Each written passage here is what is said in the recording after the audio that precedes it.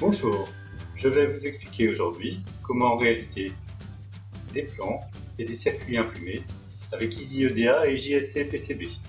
Vous pourrez ainsi réaliser des circuits imprimés de ce style où vous n'aurez plus qu'à insérer vos composants.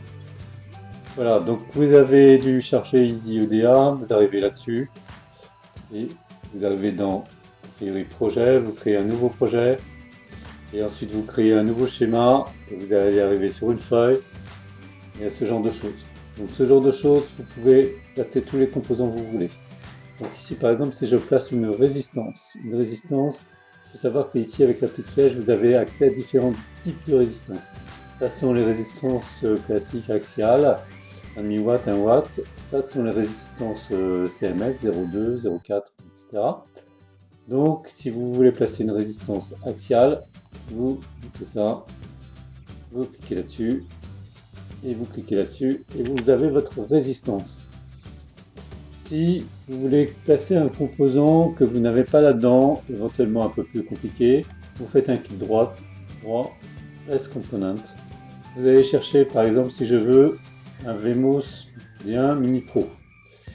Donc je tape Vmos D1 Mini Pro, je fais rechercher, et j'arrive là-dessus.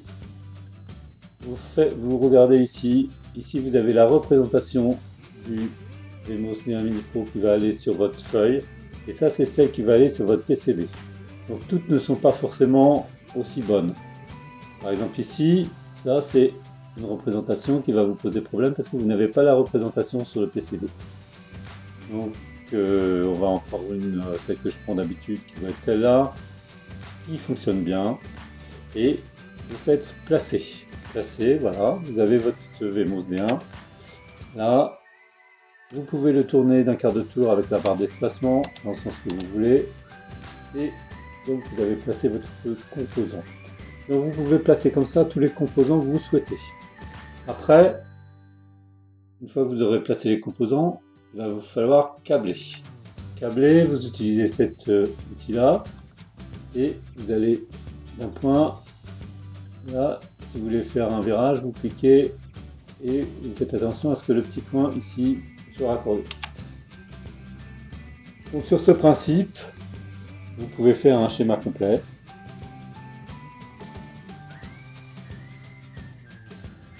Donc voilà, j'ai câblé un plan de circuit complet.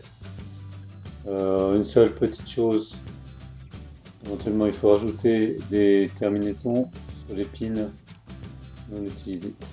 Une fois que vous avez fait ça, vous le sauvez par CTRL S et vous le transformez en PCB avec Convert PCB.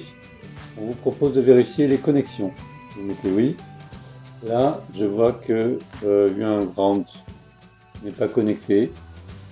U1 en fait, voilà, c'est cette connexion là qui est mal faite. Donc je rectifie. Voilà, donc vérifier. Je recommence. CTRL S. Convert PCB. Et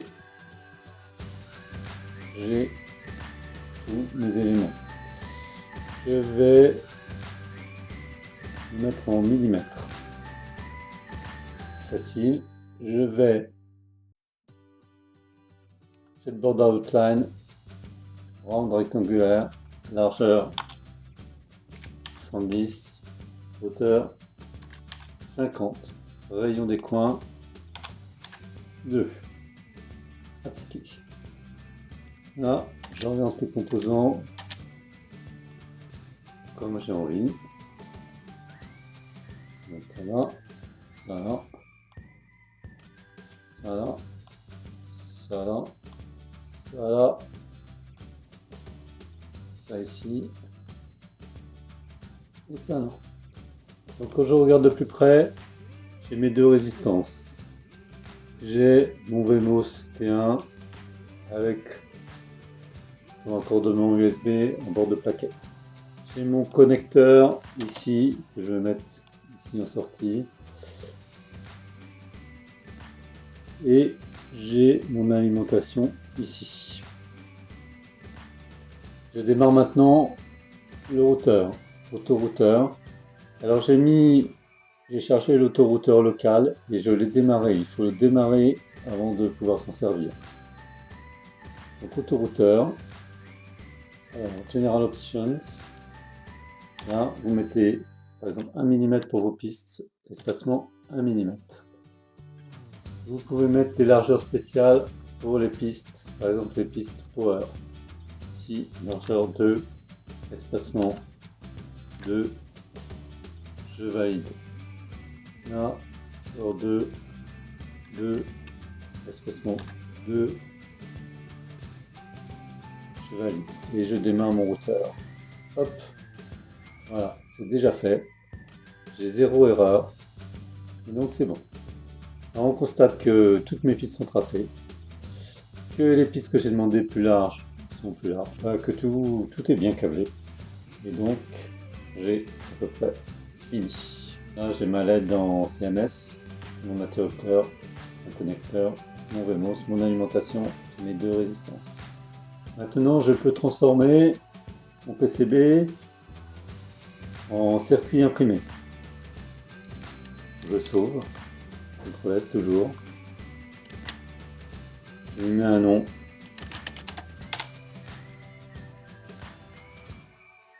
Et je peux regarder en vue photo ce que ça donne. Voilà, c'est à peu près ce que ça va me donner en fabrication. Je peux regarder en vue 3D ce que ça me donne. Voilà. Exactement ce que je souhaitais. Donc ici je vais avoir des trous, emplacement pour ma résistance, emplacement pour mon switch, emplacement pour ma LED CMS. Tout est bien. Je referme ça et j'ai plus qu'à commander ça chez JLC PCB.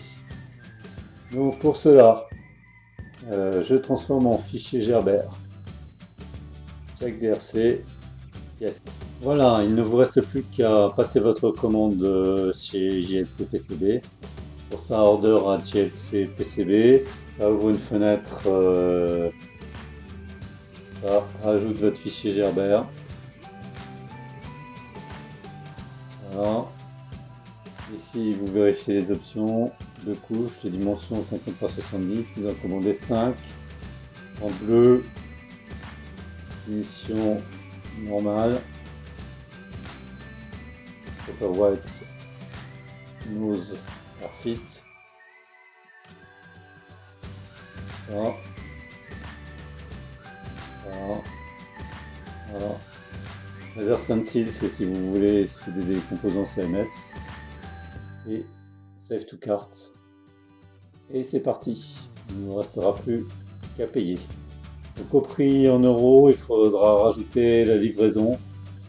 Grosso modo, c'est entre 10 et 20 euros la livraison. Et le temps de construction plus le temps de transport, il faut compter une semaine. Voilà, c'est fini pour cette vidéo. J'espère que ça vous a plu et que vous prendrez plaisir à fabriquer vos circuits imprimés. À la prochaine fois, dans une prochaine vidéo.